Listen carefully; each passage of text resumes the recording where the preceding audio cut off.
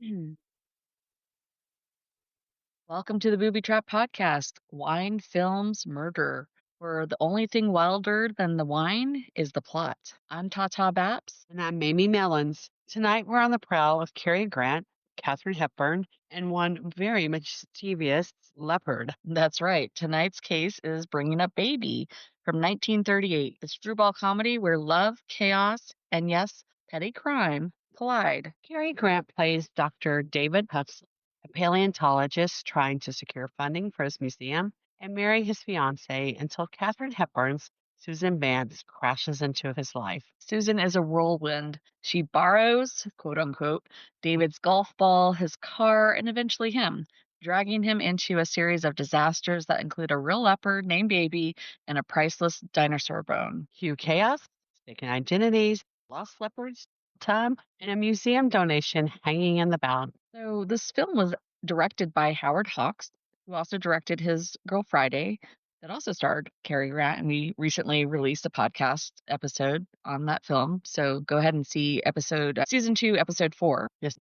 The stars include Cary Grant as David Huxley, buttoned-up paleontologist undone by screwball madness. We have Katharine Hepburn as Susan Vance, rich, impulsive heiress who turns chaos into comedy. Baby the Leopard, Hollywood's most unpredictable co-star, and Charles Ruggles as Major Applegate, a big game hunter with little aim. So, did you know Bringing Up Baby actually bombed when it was first released in 1938? Audiences thought that it was way too chaotic. It wasn't until decades later that critics rediscovered it and identified it as one of the greatest screwball comedies ever made. Imagine this film that basically defines the genre was considered a failure.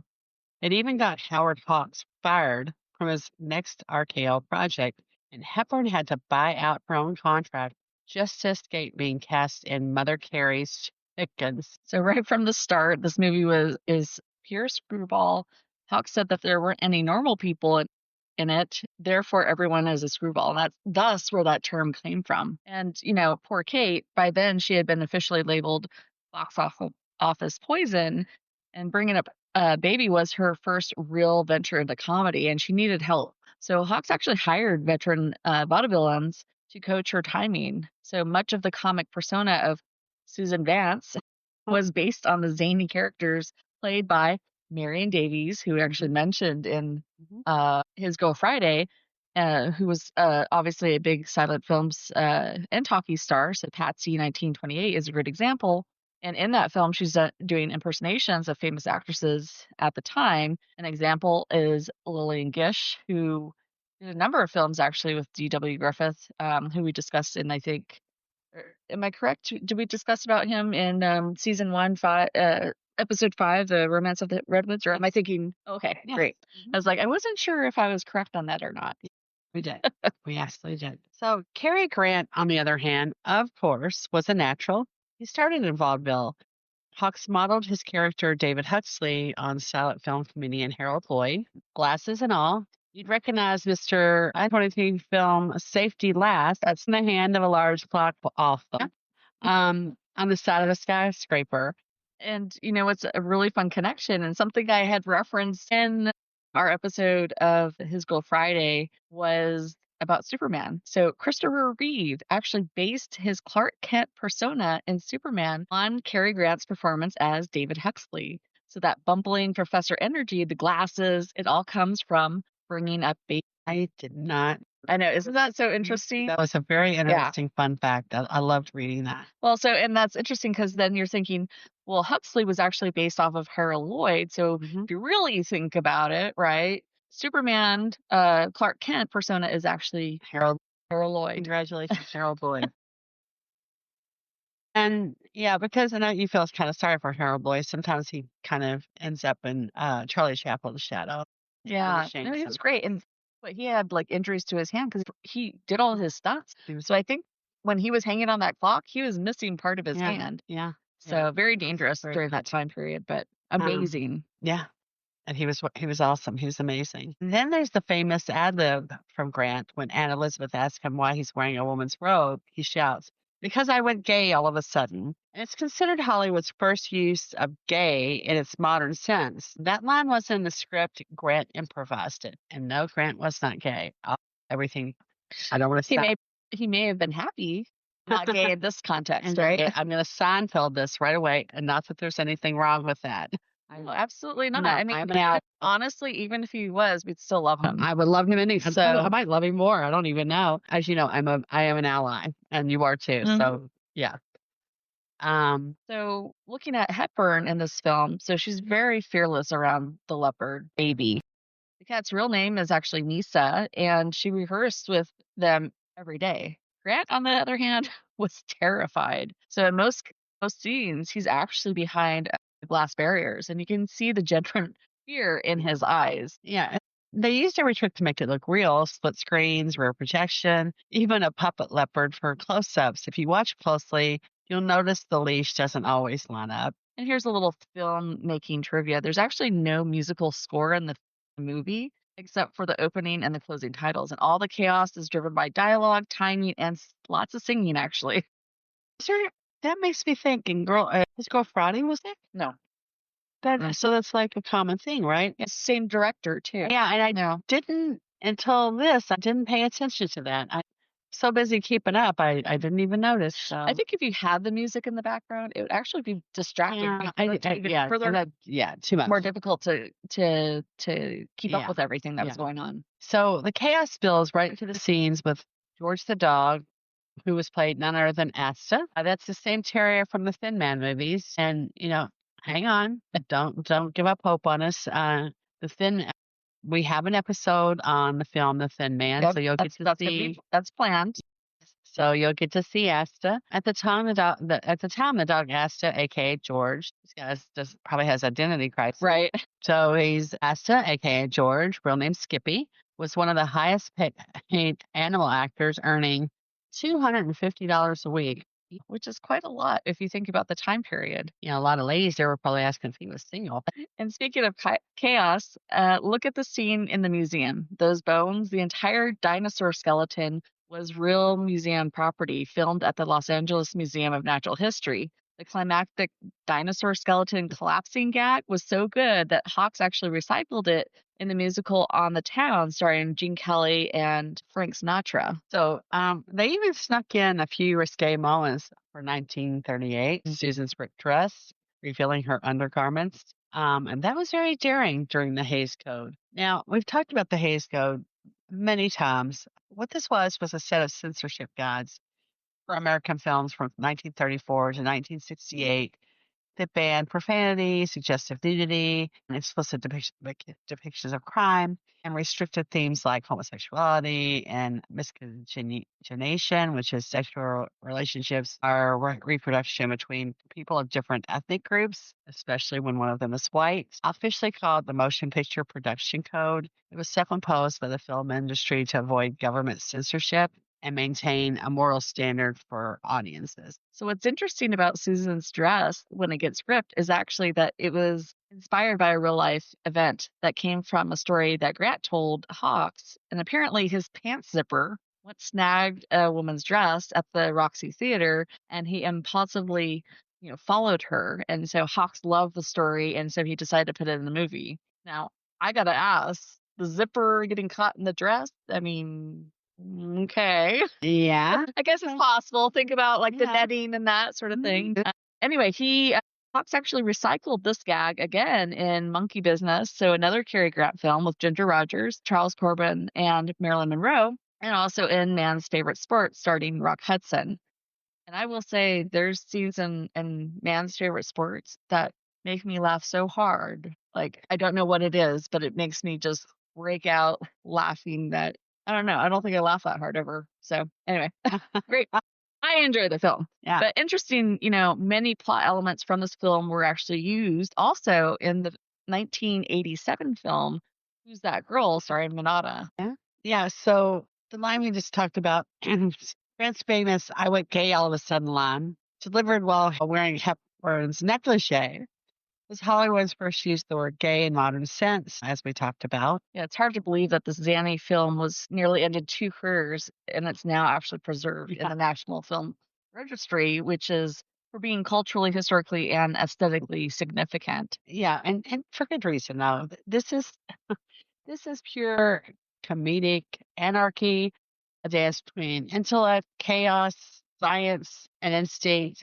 I mean, it's the perfect vintage screwball comedy. Just doesn't get any better than this. Absolutely. So we're actually going to go ahead and start watching the film now. So if you'd like to join us as we watch and discuss the film Bringing Up Baby, check out our accessory reel, which is a bonus companion track. Otherwise, go ahead and continue with Mamie and I, and we're going to go ahead and provide a few snippets from the film, and then we're going to discuss criminal themes we've identified through the film Bringing Up Baby from 1938. Well, you don't understand. This is my car. You mean this is your car? Of course. Your golf ball, your car? Is there anything in the world that doesn't belong to you? Yes, thank heaven, you. Now, don't lose your temper. But, Susan, be brave. Be brave. I'll be right there, Susan. Hold on there, Susan. Susan, can you hear me? I'll be there, Susan.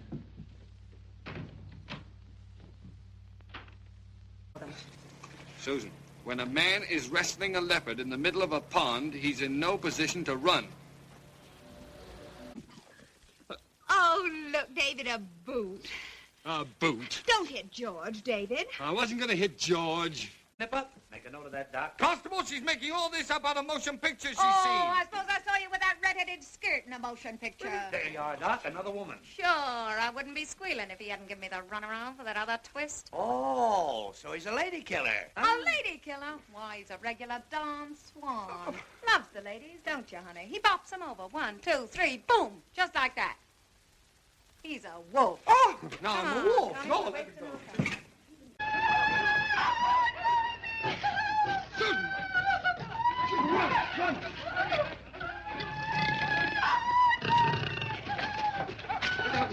Run, Susan! No! Go away, have the No, chance! I won't leave you. I love you. No! So now that we've watched the film, we're now going to go ahead and talk crime. So, Bringing Up Baby isn't typically considered a crime film in the sense of, noir and gangsters and detective stories. Instead, it's a screwball comedy structure that borrows from those criminal trappings for the comedy. That's what's creating that comic relief. So it's built around misunderstanding, eccentric characters, false arrests, theft-like antics, jailhouse farce, and a runaway leopard named Baby. And the film makes light of the justice system, showing how easily absurdity can lead to respectable people. I'm going to say respectable in quotes, find themselves in criminal situations because these respectable people actually were committing a number of crimes. So the first area of our crime analysis actually is around theft and deception. And this is obviously where Sarah is Yeah. showing her talents. How about that?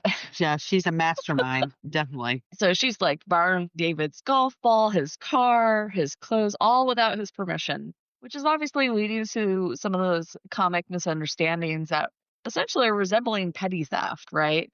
And it's just like it goes on and on and on. I mean, how many times did she steal the one doctor's car? My God. A few times. Not my car. Yeah, yeah. And, the deception runs pretty rampant because, her telling lies, right? So think about like her pretending to be attacked by the leopard and obviously getting him to run across to her apartment. First of all, how he knew where her apartment was is fascinating because I don't think that he was aware of that, but okay, somehow he knew. But, that there's telling lies about, to her aunt about who David was, essentially now he's impersonating a big game hunter and all sorts of things. And she's tricking him to help you with the leopard. And, she's pretending to be a gang ringleader, essentially the mall of the, actually, I don't think she wasn't even the mall. She was the ringleader for that gang. Absolutely. And then, just she was constantly deceiving not only David, but also a lot of the other people around her, creating these situations through her stories and just whatever comes out of her mouth, right? Like, it's like, here's a situation and how do I manipulate my surroundings, right? Mhm. So pretending it's not my car, it's someone else's car, and pretending she's someone else when questioned by the police, and all these Yeah, sorts of and she comes things. clean at the end, but I don't know. Is that absolution? I don't know. Because we're into love conquers all. It's a fantastic movie, and I guess you need all of this to create a story. Yeah. Because I mean, how would the chaos ensue if everybody was doing everything by the book, right? Right. But still, my gosh, she's diabolical. Well, and you think about it, like that is such a short period of time of like how much, Was it you a know, day? stuff. That's at Yeah. the end. He's like, it's the best day of my life. Right. It's It's like, been one holy day. cow, one day. Felt Well, like a lot longer to me. and the thing is, like, for all the chaos and all the activities that were going on, like, he was enjoying that at the end of the day. Like, that was a He lot. griped about it the entire time. Exactly. So, But the best day of your life, could you handle that every single day of your life? Because yeah. it seems to be that would be the case living with her. Yeah. Well, they try to mitigate it by saying, hey, I just did this to keep you around. So once she has him, the insinuation She'll is be once she boring. has him, then she won't need to do all this. She'll be interesting because she's still a handful, but I give it 6 months. And then you get into property destruction. She's pretty good at that too. Yeah. Criminal mischief, destruction of public and private property. Yeah. That's the skeleton. So what? That took The 4 years. the dinosaur skeleton. Oh, And he's like, "Oh, well, 4 years of my life gone, don't worry right. about it."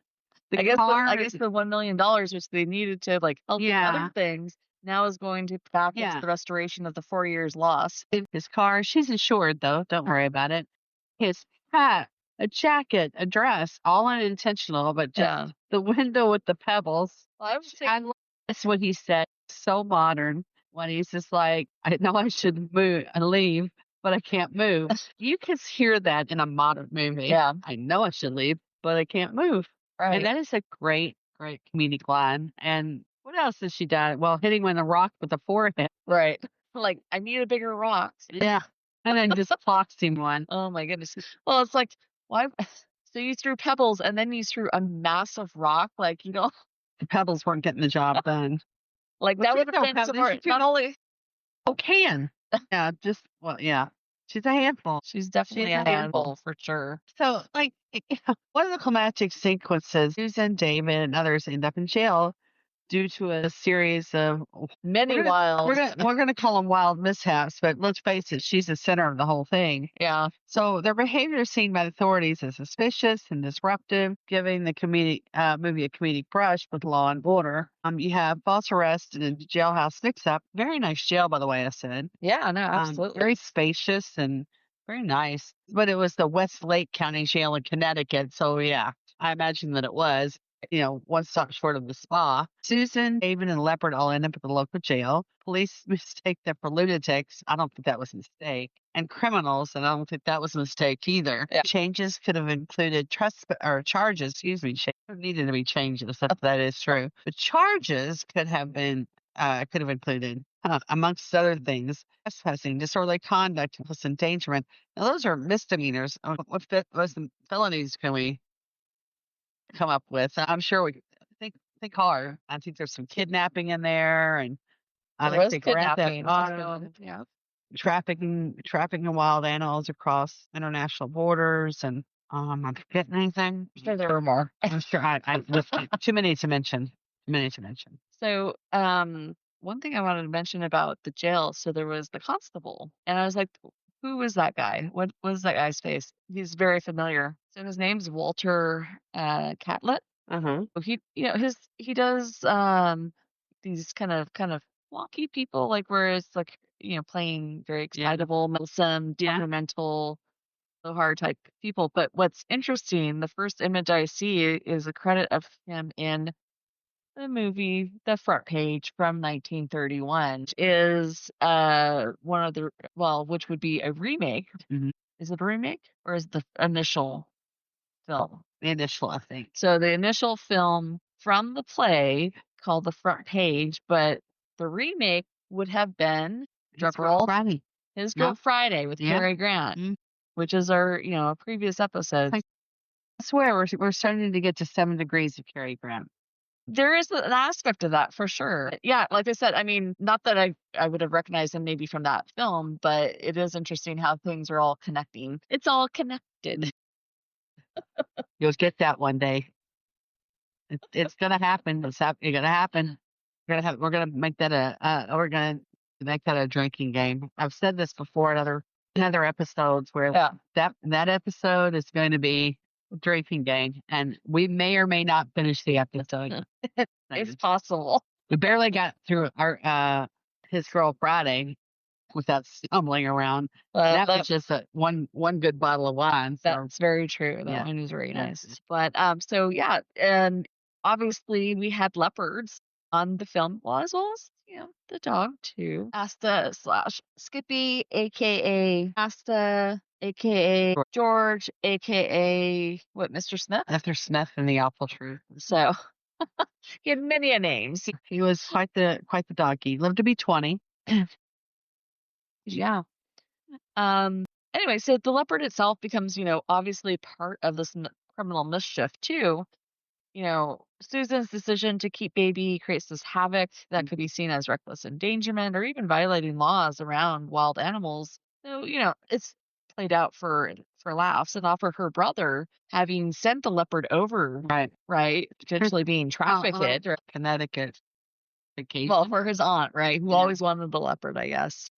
Did she ever wonder where the hell it went? What? Did she not wondering where the hell her leopard went? I'm sending a leopard. Okay. Well, I mean, I could expect like maybe it's just taking some time, but she's been waiting, anticipating this leopard, right? So, but why isn't, I mean, was it just like by a letter or telegraph or something like that she got that Susan got the message because her brother's down in was it Brazil, I think? Yes. But, so for that mischief piece, the leopard is now on the loose, terrorizing the Connecticut countryside. Not only her leopard, right, baby, but now also they released the more crazed leopard that just attacked a man. So now there's two leopards that now running His face was all Connecticut, right? Yeah. So causing havoc everywhere, not only because of the fear of seeing a leopard, right, in Connecticut alone, but also one that is obviously vicious. So, and then you have things like the chicken. So not only for Susan to obviously hit the truck with the chickens and then have that, property damage, but then for the leopard itself to go and attack and eat all those chickens plus the two pairs of swans that were like 150 per pair or something crazy like that, which once again, that makes me think he has probably a bit of money because he paid $300 for swans, so which is a lot of money back then. Yeah.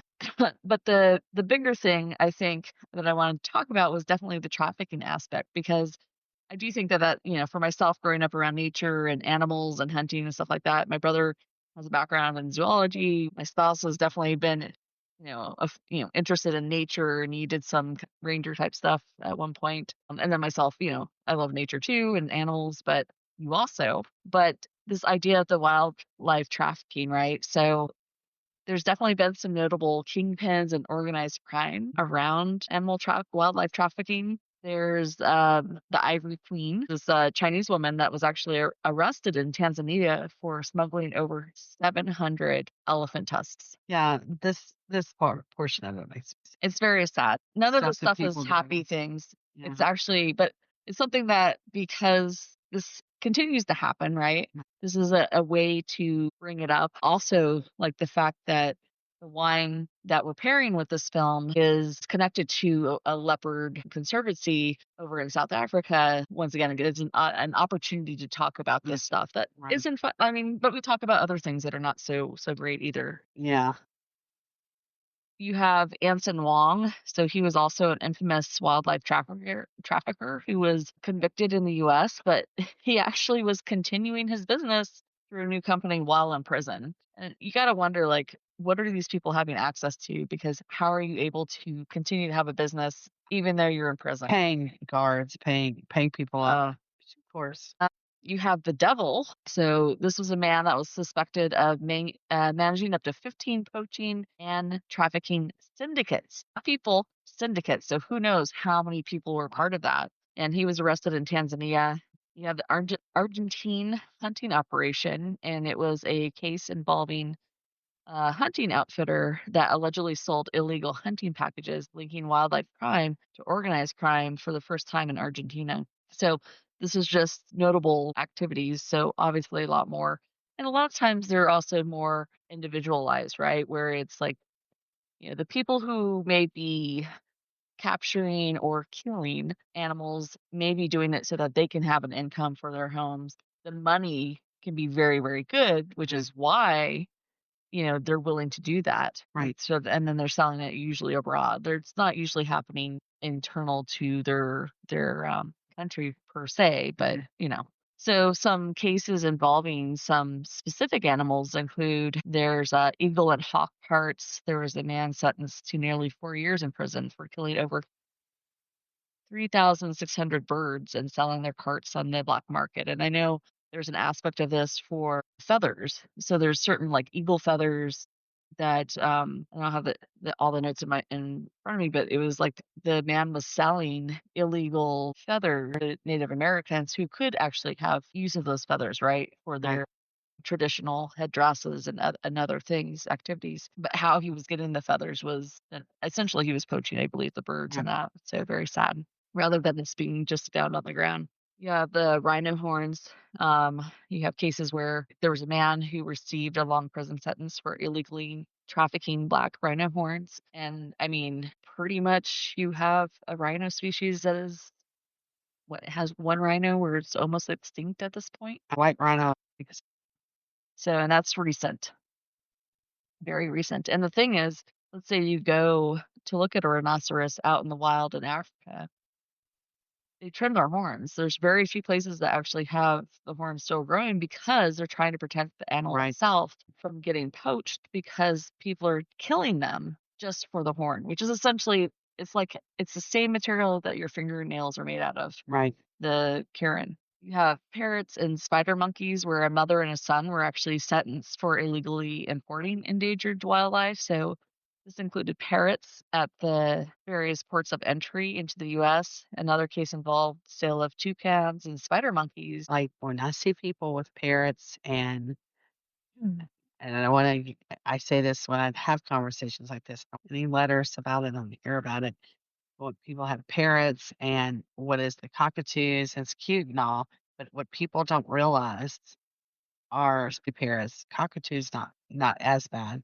Parrots, how they have to, or when they get them here, they're how many are murdered or die to get them here. So when you have that parrot, keep that in mind. Yeah, you have a live parrot, but how many had to perish to get that one live parrot here? It's not okay. It's just not okay. And if you think about some of the ways that they're smuggling these birds and that, I remember it. I think it's I don't know if it's called Smuggled or something. It's a show that's on TV where it's like for the different ports of entry, and people are obviously they're trying to smuggle in drugs and stuff like that, but and even different agricultural things like fruits and vegetables and that, which is an issue because it comes in and becomes invasive and that. But obviously animals is another one. And I remember seeing one where this older gentleman in a wheelchair, he was, being pushed in to go through customs and that. And he had birds inside his pants and that he was trafficking. And not all of them were alive still. Yeah, Because of that. that's what I'm saying. And what's even worse, parrots, for example, they don't even have to traffic them anymore. It's not illegal to buy a parrot. You can get them in a pet store, and you just shouldn't. Just think about there's some animal. Just think about what you're contributing to when you get certain animals because of what has to happen to get one live animal here. Yeah. And people who do wild animals, that is just absolutely people that have the capuchins, for example, that have diapers on them, and also it's not funny, it's not cute. Wild animals are not meant to be pets, and it looks adorable, and they do it with they're like, oh, they're so cute, and it's cute and funny, and they put the clothes on, diapers on, and, we've seen, we know the Tarzan movies, and it's all cute until they become,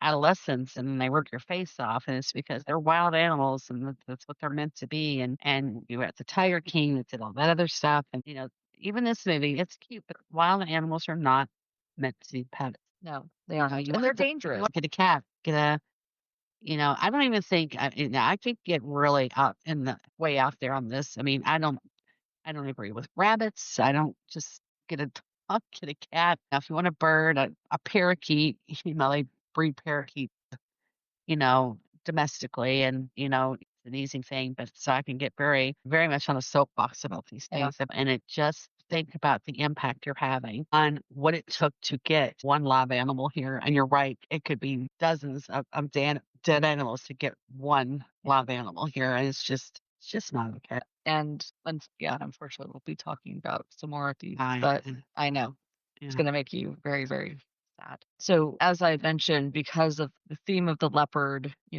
what's interesting is leopards are actually the second most trafficked cat globally after tigers. So, tigers are number one. And not only for like live leopards, but then, of course, a lot of these trafficked animals are for body parts. So, like we talked about the rhino. Well, leopard body parts are also very much in high demand. And it usually tends to be, China or Southeast Asia. Right. A lot of that's typically tends to be the areas in which these trafficked animals for their body parts or their meat. So for the leopard, their parts are being substituted for the rare tiger parts that are used in traditional medicine formulations.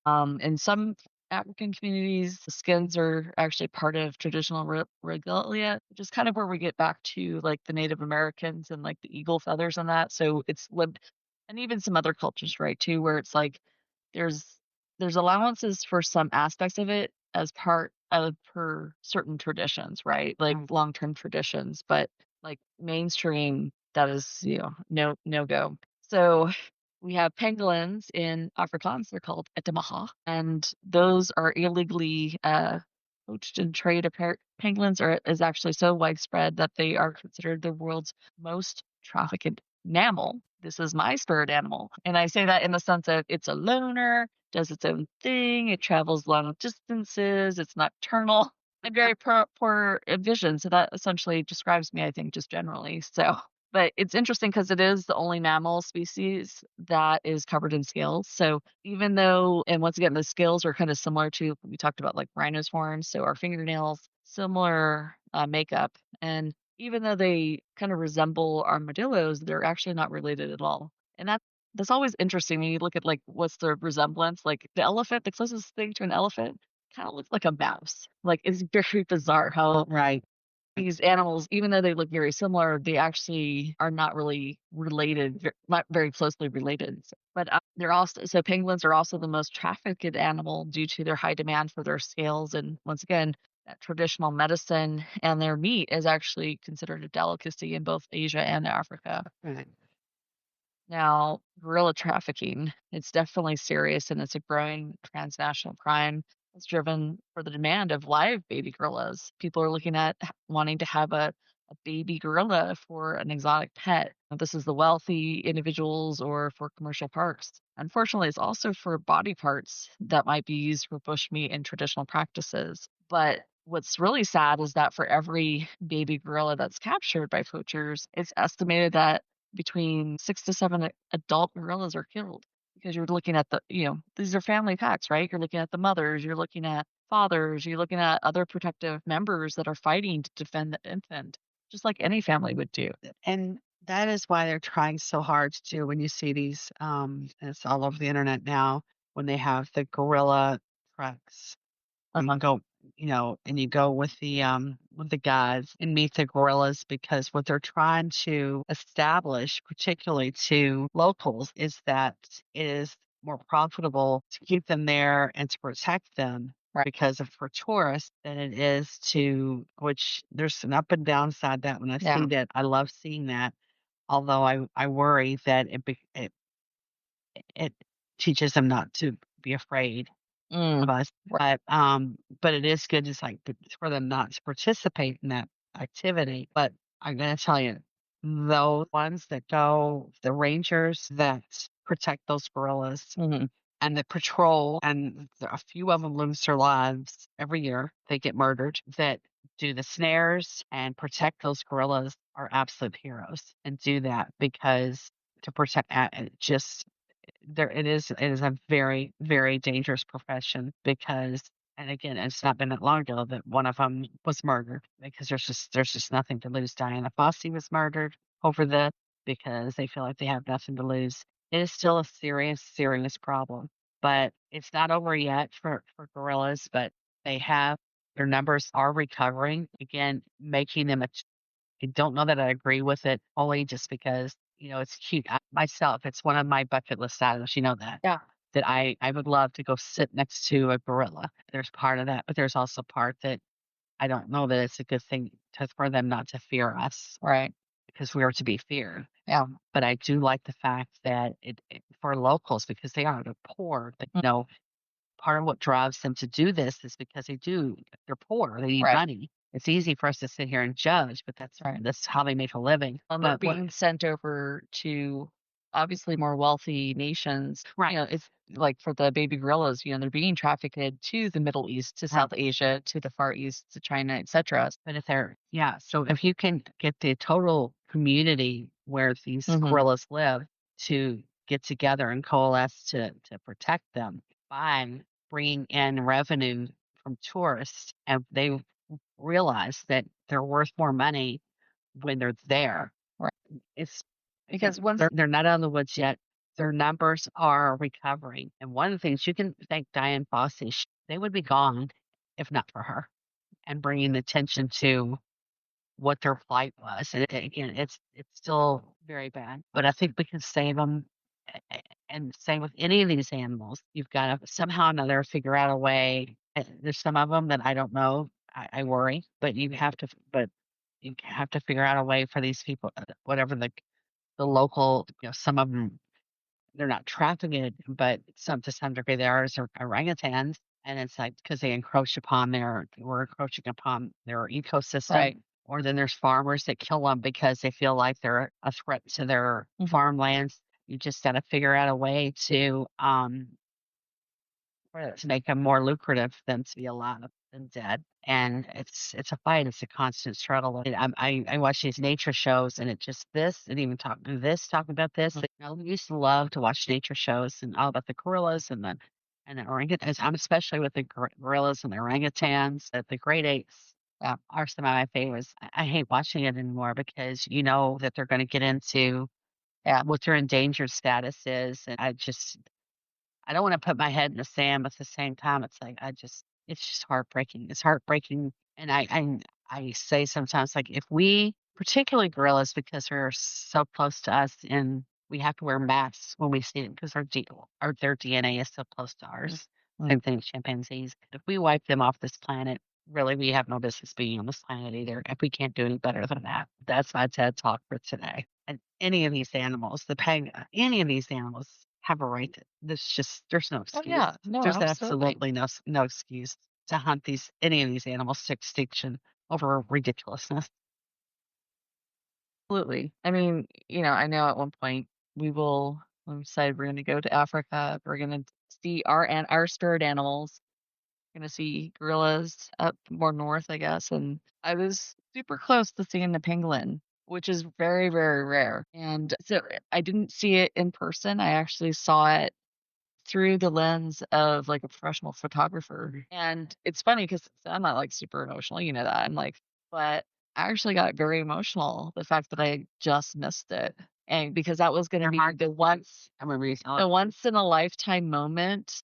Like if only we had been there, a minute, like 3 minutes earlier, we would have seen it. And it was very interesting how it was like something that, you always have on your bucket list. I want to see someday, and you were so close to seeing it, but now you can't see it, or it's just kind of that you They're felt like a little bit of a loss, right? They are. It was funny because we were talking to someone and they were saying, yeah, there was a group of scientists that were going to be tracking penguins, and they were there for 5 years, and guess what? They saw zero pangolins. So that's how elusive that they are. And then you were talking about snares. So one thing that was kind of interesting when we talked about the leopards and the leopard conservancy that's over in South Africa, actually it's for the public to identify, hey, I've seen a leopard, I've spotted a leopard, I've identify. I see some snares. I see poisons. I see roadkill. All these things that, obviously being able to identify where people have seen leopards is a good thing to know, like, okay, where they might be, but then also what's out there trying to injure them or kill them, right? And so it is the public kind of, identifying stuff in this database, which is kind of interesting, right? But so recently, I was reading an article where it talks about this thing called Operation Thunder. This was in 2000, the end of 2004 or 2024. Sorry. So this happened in pretty much November, December, and it was nearly 20,000 live animals, all endangered or protected species, were actually seized in a global operation against wildlife and forestry trafficked networks.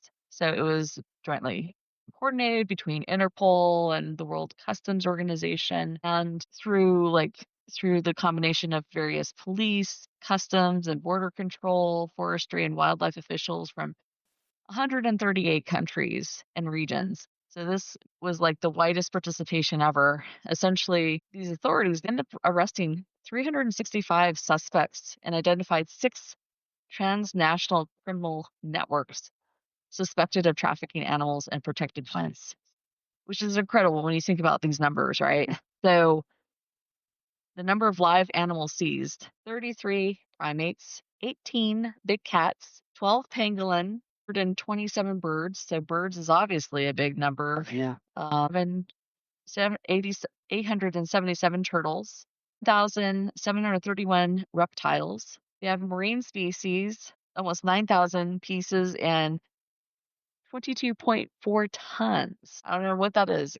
Who knows what that is, right? What kind of marine species, maybe get timber, 49.5, 5, what, uh, 49,522 pieces, 215 tons Right. of wood, of timber, almost 11,000 pieces of plants. You have 5,738 land mammals, almost 13 tons worth. And when I say pieces, this is because we're talking about remains when we talk about the animals, unfortunately. So birds, almost 7,000, amphibians, 600, and essentially insects, right? 6,000. So sad. So many animals that were, like they said, the positive is they found nearly 20,000 live animals. But just the fact that, this is a continuing activity, they're working together to, find these, obviously these, criminal networks, the various suspects as part of that too. For wildlife protection and forensics, there were a couple things as I was doing research that I came across that I thought I'd just kind of share. So, mention it briefly. I ran across the Nature Secret Service podcast. I was like, "Ooh, that sounds really interesting." And so it's actually a retired special agent for the U.S. Fish and Wildlife Service. So it's definitely like a law enforcement perspective. For the first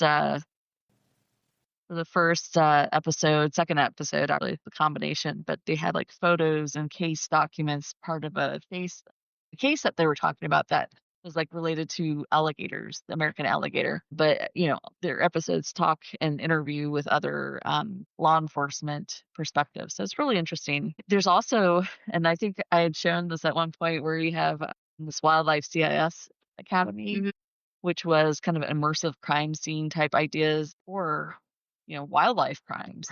And so I think this one was led by Cheryl McCollum, which I believe we've seen her at like CrimeCon before. Then there was also this other one that I ran across, which is called Wildlife Forensic Academy. And so they actually have mock crime scenes and this is like located near Cape Town, South Africa. But essentially, when you look on the site, it has like, because at first you're going, why are they leaning? Like, what's going on here? Right. But it's actually like these mock scenes so that you're coming in, and each of these have like kind of labs and stuff like that they can do. But it's, hey, you ran across this, tried to figure out like what happened. Gotcha. So, and, I was thinking too, there's also not only just, the protection piece, but then also like keeping like tracking, figuring out like how many numbers are we at. You may not run across because there is some amount of movement, I should say, of these animals, right? They have migration patterns, all these sorts of things. Of course, some areas are more have more fencing and stuff. So, like South Africa has a lot of fencing around Right. that to kind of protect both man and animals.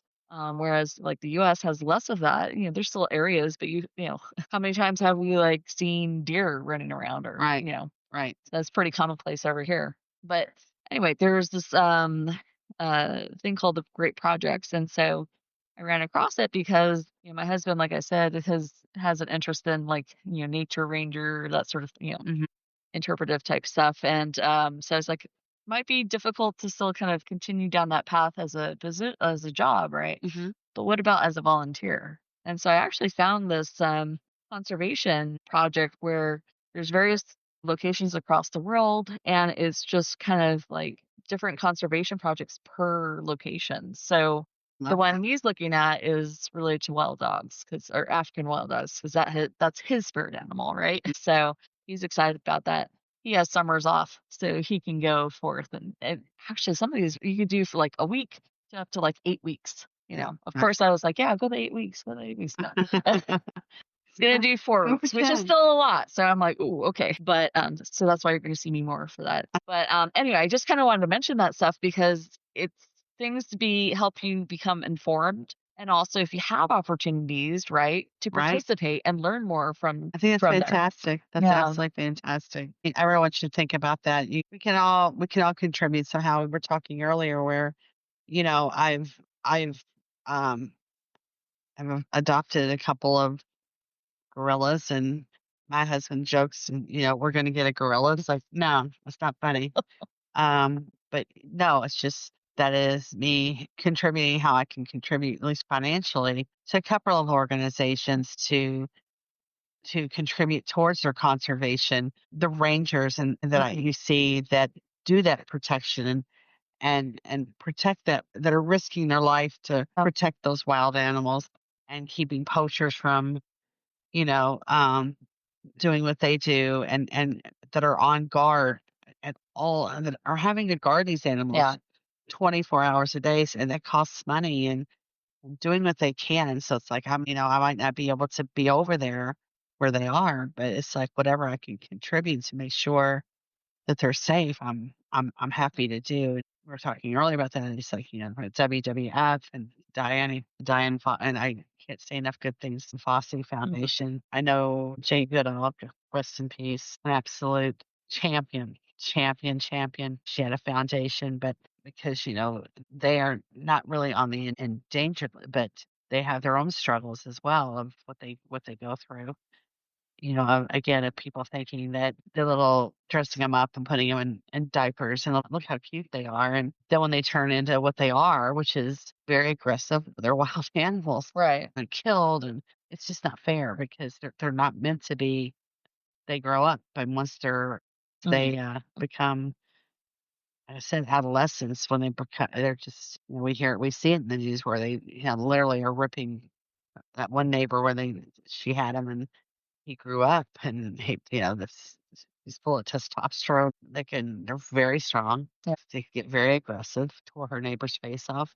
That's not the animal's fault. That's not that animal's fault. It never wasn't in a place it was supposed to be. And how did that animal get here? That animal was trafficked here. Their chimpanzees are not domestic here. Right. They're not born here. They're not Well, domestic here. and even That if they had to be were still, they're wild animals. They're wild animals, and what the hell she was doing, where did it come from? And it's illegal. That's the thing about it, is absolutely, keep in mind, folks, it is absolutely illegal. There is no jurisdiction in this country where it is legal to own a wild animal. It's just how I live. You can't keep chickens in your backyard, for God's sakes, let alone own a tiger and then keep them in cages. Just don't. Just do the right thing. by these animals. Oh, and if you think you're doing the right thing by because they live with you and it's cute and funny and cuddly, it's just again we just talked about it a few minutes ago how many animals have to die to get them here. No, absolutely. Um, It may be one other thing when we've been saying like they're wild animals, right? Don't try to pet any wild animals. no, I'm thinking of all the people that go to Yellowstone, especially those that a buffalo isn't that cute or bison. Let me go pet it. Or oh, just the not. cute grizzly bear. Wild animals are wild animals. I don't care how cute they look. Squirrels, rabbits, it doesn't matter. They're dangerous actually. Yeah, well, it's like God loving the grizzly man. He just thought it was a good idea to kiss a grizzly bear on the nose because he lived with them.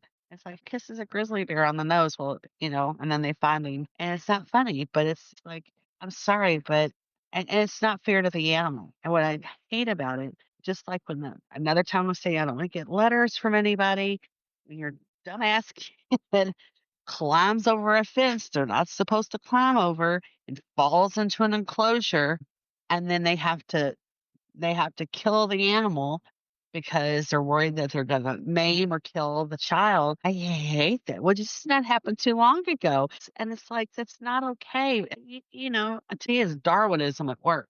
It's not fair. It's similar to, when you think about like all the housing that's being built everywhere. That yeah, Building on areas that is their habitat, right? As you mentioned, where are they going to go? yeah. I have fox out here that are I feel so sorry for them. They're pitiful looking. We've turned them into scavengers. We've turned bears into scavengers. You know what? You're like, what are we supposed to do? We need to cohabitate. That's what we need to do. We have to realize we have to share this planet with. And I tell you something, when we're gone, this planet will recover. It will Well, recover. There's that was very whole that was series very dedicated to clear. what it will look like once we're gone. Well, think about too when there was COVID, right? And like I think factories were closed and bears were roaming around outside of tourists DC. were visiting all these areas that were hugely polluted. All of a sudden, like what was I read one place it was China saw the sky for the mountains for the first time, In year. and it's just over there, but they've never seen I that saw that. before. I think Vienna, the waters were clear. Mhm. It's all those kind of things that you're going, that's impossible. It's No. like, no, No, it's not. not at all. There was a suburban DC. Bears were roaming around. Trust me, this planet will not miss us at all. They would go. Well, it They didn't take long if you think about it That was for them to a couple of go. years. There's a documentary and a series where it shows what it'll look like in this much and this much. And it's like, trust me, there are theories out there that the planet will eventually start treating us like we're a virus. Maybe it already is. I don't know. Yeah. Anyway, we could go on for this about this ever because you We tell me could. feel very, very strongly about it. Do whatever you can to make sure that these endangered animals, these ones that are holding on by a thread, we've already lost some recently. It's happening. It's happening all the time. Do what you can, and you might not be able to go over and guard them, but you can just make sure your footprint in this world is not encroaching on any other living creature on this planet. Yeah, whether it be animal More man. human. Take up your space. Either Take way. care of your space and don't encroach on any and harm in any other living creature's space. You've got this message has been approved. Most preachers we have preached more, I think we've ever preached. I think so. Yeah. So you can see you can tell we feel we will move on so we don't get stuck in it. So what's into it is privilege and accountability. You see a running theme that rich people, there's certain things that they consider a right of privilege, which is the bushmeat we were talking about, Yeah. profiting animals and owning exotic animals. It's a show of, they did it in Saudi Arabia. Where you see where they have a big cat on the end of a leash. This is a screwball comedy, but they still have a leopard on the end of a leash. It's funny, I guess. So yeah, but in real life, if you were to do that, you'd find yourself locked up for a very, very good long time. It is illegal. I don't know of any now. I'm not sure about other countries, but I'm not in other countries, but it certainly is here. And this isn't buy a boat, sail the world. And we know this. We know this. This will never change, I don't think. But money shields consequences. Money will buy you out of everything, right? Yeah. Well, we even talked about this in previous episodes too, right? Where, that kind of handoff of money to for, politician type of activities. Once again, here's some cash and I need you to change something here for me, right? But there was even some of the other cases that we had talked about and other things where it's like that money, that prestige, it also kind of almost creates the illusion though too, right? That it does shield, but also it maybe gives the illusion that you're beyond the law, which you are not. No one is truly beyond the law. Money seems like you are though, right? Yeah, it's hard. Yeah, because eventually, sometimes it is very hard to believe that. Sometimes you give up hope on that when you see certain class of people get away with the same things over and over, things that you and I would never in a million years get away with, and see this people get away and the same people get away with it over and over and over again on the same class of people. And it's hard sometimes to believe that money doesn't buy, and that there's different tiers of the law applies to us all differently, depending on your class, on your race, on your gender. I mean, I hate to admit this, but if she'd have been a man, none of that would have worked. Sometimes women get away with things they shouldn't get away with because for women. It's just so the law does not always apply to everybody equally. Right. That's unfortunate, but it is just what it is. So it's not only just money, but it can be her her baby. I kept saying the entire movie, oh, she's adorable. She's adorable. Right. But my God, the manipulation and the dishonesty and just everything that came with it. Right. If she was a man and we were watching this, we'd be going, what kind of psychosis, right? Oh yeah. If she was ugly. My God, if she's ugly. I tell you, this is absolute truth. We all know that a beautiful woman gets away with a hell of a lot more than, I'm sorry, an unattractive one does. In the legal system, we know that to be true. We absolutely know that to be true. We talked about this in his Girl Friday episode. This is blind, deaf, dumb, and mute sometimes, I think, right? So I think the bigger question on this movie, and we'll just get to something more lightheaded. Lightheaded. I'm lightheaded. Lighthearted. I'm I don't know if I'm lighthearted at this point. Try to lighten the heart. I'm going to try to lighten the heart, which is this. And it's more dangerous. The leopard. Oh my gosh, that purring. Yeah. Purr kitty. Purr kitty. He sat down and I was like, how can you be scared? And he lays down next to you and he purrs. And or Susan is creating, my God, she's a path of destruction. And she's a disaster with her recklessness and her dishonesty. She does, and all to what? To get all to get what she wants. So just the ends justify the means? I don't know. So what do you think? Who's more done? I didn't see him eat anybody. Susan. I mean, the worst thing that even the mean leopard did was catch up that guy's face. He got chewed up a little bit, but the rest of them, I mean, how long do you think it's going to take him to rebuild that dinosaur? Right. It'll last well past that marriage they were going to be in. That's right. That I said 6 months, right? It took him 4 years to get it where it was. Yeah. So yeah, yeah. So what? 100% it's Susan. It's Susan. Yeah. So go ahead. Mind his own business. That's very true. It's just being a leopard. Yeah. And at the end, even that mean leopard's like, oh, hell no. He's like trying to get away from her. He's like, don't get me involved in this. I don't want to be here. Yeah.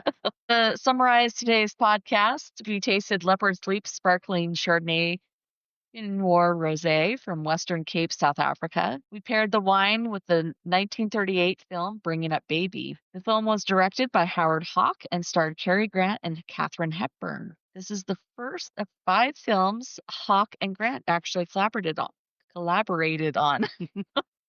And it's also the second film that Grant and Hepburn filmed together. The character Grant played was inspired for Christopher Reeve's Clark Kent persona in the Superman films, which I know we were both, fascinated about. And I can see it now. Yeah. I can see it. There was definitely scenes where you're like, Yeah.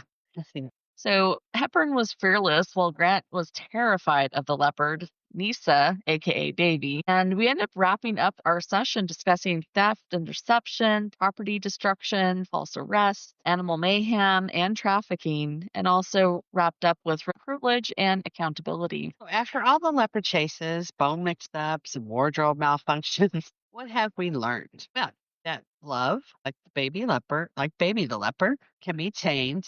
And sometimes the only way to catch it is to run wildly through the countryside in your best negligee. I have got to get me one of those.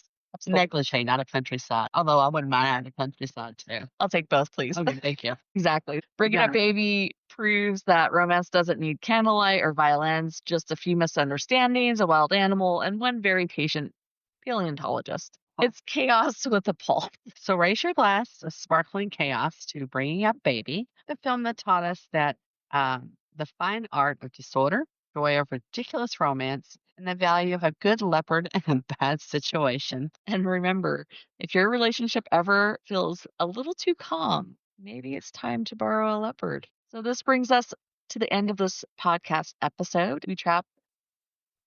If you enjoyed the Booby Trap podcast, continue to listen to our podcast episodes and bonus accessory reels. Like, share, follow, and interact with us on your listening app and social media channels. We've also curated a Spotify music playlist.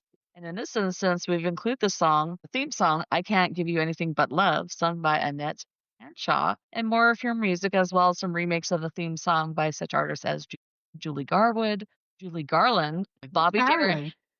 That's an author. Judy Garland, Bobby Darin, D. Martin, and others. We also have a YouTube channel for each episode, so be sure to check them out. Also, tell your friends and family who also love classic film and crime enthusiasts. We'd love to interact with you, so if you have a wine or film that you'd like us to pair, let us know and we'll do our best. You can access everything through our website. For this episode, if you have any interest in Nature Conservancy, donate to or volunteer. Our theme tonight was leopards, but also, I have a connection to pangolins. You have a connection to gorillas. So consider supporting a conservancy cause that you're most passionate about, even your local rescue. Yes. And even if you can, with your local rescues, and just throw this out here, anything, just if you have extra unopened food that you can contribute, just anything you could do to help our less the lesser of the beasts is anything goes a long way, right? Absolutely. So thank you for getting that in there. That's a heck of a lot more important than this, but I'm still gonna throw this episode's teaser in here, which is obviously be answered on social media. Is love an alibi for reckless behavior? Think of something to the example like Bonnie and Clyde, who were in love. Well, we know what Bonnie and Clyde did, right? And we also know how it ended up. Yeah. So not all things end up like our friends and Bringing Up Baby. So let's know what you think about that. I'll keep to myself what I think about it. I mean, if you think about Susan and all the things that she did for her love of David, was it? I gotta tell you, what do you think of that behavior that she was portraying? I don't know. I'm gonna go back to saying I don't think I am near pretty enough to get away with that crap because I don't think love is what the reckless behavior. Because I know some women get away with it, or a man could get away with it. Yeah, but I gotta say that I don't see anybody putting up with that crap for me and be going, well, it's only because I only do this because I love you. I don't see that flying, but maybe tell us what you think of it. Yeah, no, absolutely. Why we get away with it? And hey, share how, because I'm always looking for ways to manipulate my fella. Well, until next time, keep your corks tight, your glasses full, and your leopards leashed. Cheers. Cheers.